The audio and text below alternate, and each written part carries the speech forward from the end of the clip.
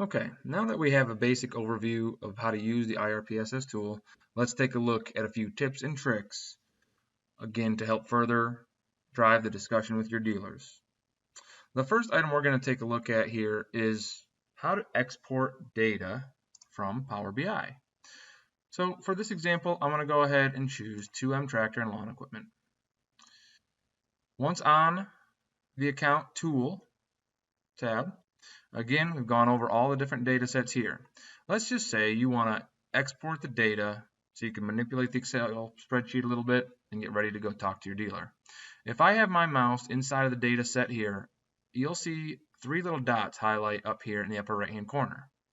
I'm going to click on those 3 dots and I'm going to go ahead and export data. Now, the system is going to ask me for 2 options. I have data with current layout or summarized data. So let's just take a quick look at the differences of these 2 choices. So I'm going to stay with the data with current layout choice for this specific export. Comes up here, exporting. Down at the bottom of my screen, I'm going to open the export. And once this opens up, you'll see a very basic file with basically what you just saw on the screen. I'm going to click in the upper left-hand arrow up here and then double-click the line next to A to sort my columns. Okay. Here you'll see the item platform. So here's your categories and then all the data that you've seen in the tool itself. So again, this is a good bird's eye view, but let's go a little bit deeper. I'm going to go ahead and exit out of here. I don't need to save right now. Back to my Power BI tool. If I click the 3 dots and export data, this time I'm going to choose summarized data. This export, depending on the size of your dealer, might take just a few seconds, but we chose a small dealer in this account, so let's go ahead and open the data here. And now you'll see the big difference. When you do that categorized data, now you see everything. So I'm just going to get rid of and clean up a couple of these items here. And same thing, I'm going to click in the upper left-hand corner and then double-click the line next to A. It sorts everything out for me. And now you have the item platform, the part number in column B, and the description. So you now have an export by part number. So you can really do a deep dive on where your dealer is missing. You can go all the way down to the part number to see what's costing the most money or where there may be some opportunity to drive your dealer growth. Other than that, all the other data here is very similar. Current year, prior year, year to date. You have all 3-year history over here, 2020, 2019, and 2022. We spoke about units earlier. And on this page, I like to go ahead and start sorting by units to see what some of those big movers are within that specific dealer's data. So just for fun, quick show and tell, I'm going to come over here to current fiscal year, column J, sum of current fiscal year to date shipped units, and I'm going to go largest to smallest. So now I know current fiscal year to date shipped units, 360 of this carbon choke cleaner specifically. So again, you can then sort through the data, move around what you want, what you don't want, but this is a great way to drive discussion and have the data to help back the point you're trying to make with your dealer. For any more information on how to manipulate the data or move the data around, please reach out to your local parts sales rep for more information or a more in-depth training. So I'm going to go ahead and go back. I'm going to exit. Okay, a couple of items in this area to take a look at now. So very similar to what I just showed you on the export, if I highlight my mouse over either of these item platform categories and I right click, I get an option here to drill down. There are more items in here, but the main one you're going to want to take a look at is the drill down. So this does essentially what we were just taking a look at on the export, but now it just drills it down by the part number. So again, if you don't want to export everything and you just want to take a look at a couple different categories in the part number, you just right click and drill down and it will show you by part number and then the same data we've been talking about. Very important, after you drill down, when you're done using this data, that you right click and drill up, or else your data starts to get a little interesting and you may have some issues getting back to kind of this main file here, this main data set. So always drill back up. Let's take a look at another cheat code here. let's say we want to pull some data. We have a new dealer coming up in a general area, and we want to pull some data to see what parts are very popular in that specific area. One way to do this is to use the stocking calculators that you guys seen in a previous video. Another great tool for you to take a look at is if I click my down arrow here, notice I already have 2 M-Tractor lawn equipment selected. Well, if I click on 4 Seasons, the system automatically unselects my previous dealer and now moves me into the next dealer that I selected.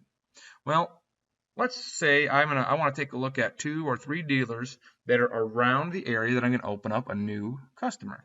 If I hold the control key on my keyboard and then I select my other dealers, the system will combine their data. So you notice it does not remove any of my selections. So I just held my control key while I clicked each one. Now we have, so I had 3 dealers selected, and now all the data here combined. So for those 3 dealers, here's the data.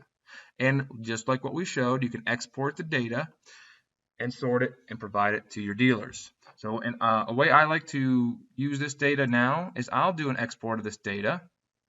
I'll go summarize because I want it by part number.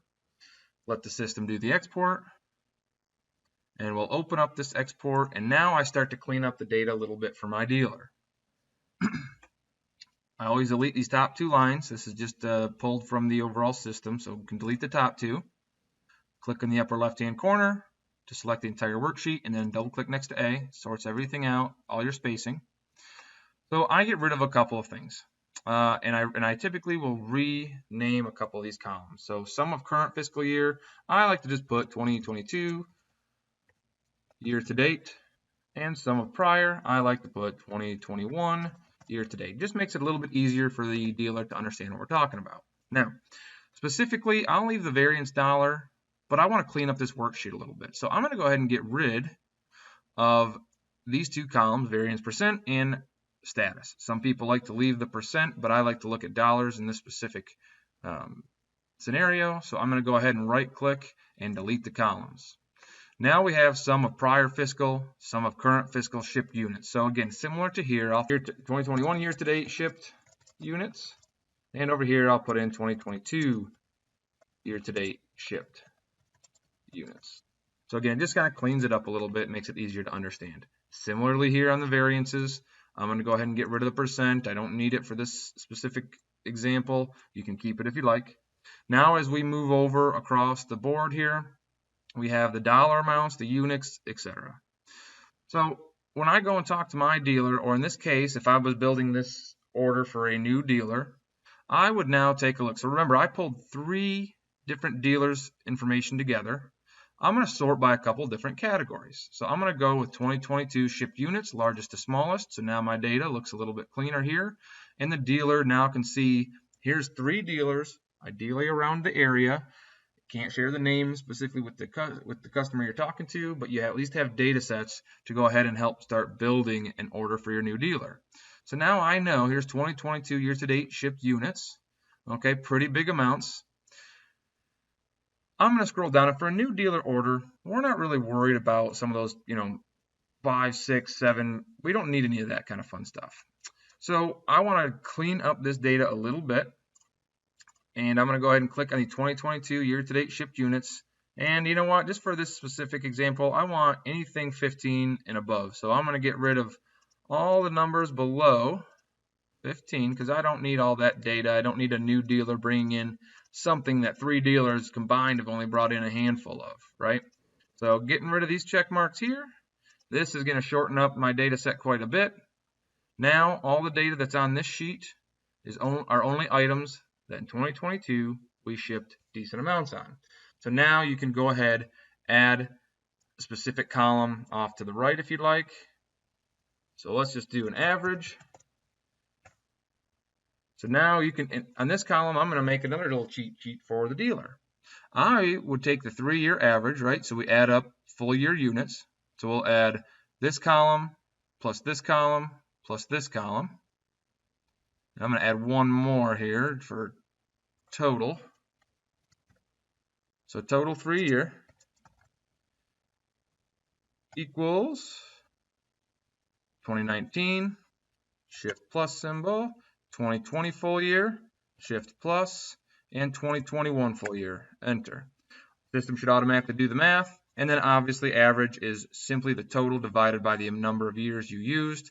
So I don't click, just divided by 3.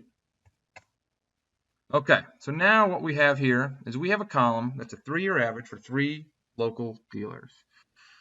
Now we can start really having a discussion on what parts we really need this new dealer or a dealer to start stocking. Take a look at here to clean up this average column is we don't need all these decimals. So I'm going to click on this top item here with the decimals, and I'm going to move that decimal number over, sorry, wrong way, to this to 140. And now I'll double click the little block at the bottom of this square, and I've rounded all of my items over. Now finally, largest to smallest, and now we have a 3-year average for 3 dealers, and we took an average, and now we have a really nice look at what the most popular parts are. So there's 3 dealers.